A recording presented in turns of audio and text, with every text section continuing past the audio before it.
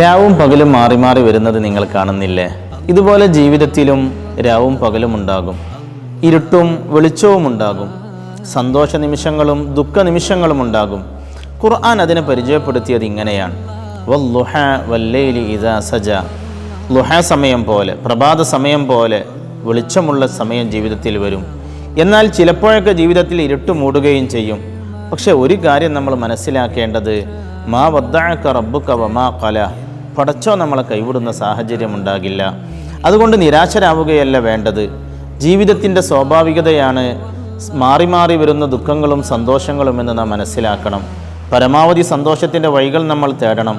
അതേസമയം നിരാശകൾ വരുമ്പോൾ ആത്മഹത്യയിലേക്കോ ലഹരിയിലേക്കോ ഒളിച്ചോടി അതിൽ പരിഹാരമുണ്ടെന്ന് തെറ്റിദ്ധരിക്കരുത്. രാവും പകലും മാറി മാറി വരുന്നത് നിങ്ങൾ കാണുന്നില്ലേ?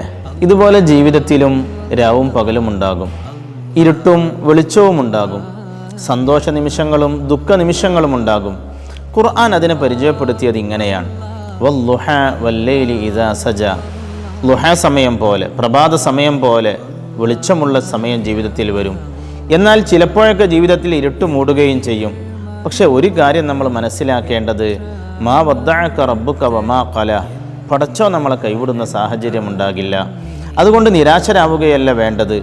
ജീവിതത്തിൻ്റെ സ്വാഭാവികതയാണ് മാറി മാറി വരുന്ന ദുഃഖങ്ങളും സന്തോഷങ്ങളും എന്ന് നാം മനസ്സിലാക്കണം. പരമാവധി സന്തോഷത്തിൻ്റെ വഴികൾ നമ്മൾ തേടണം.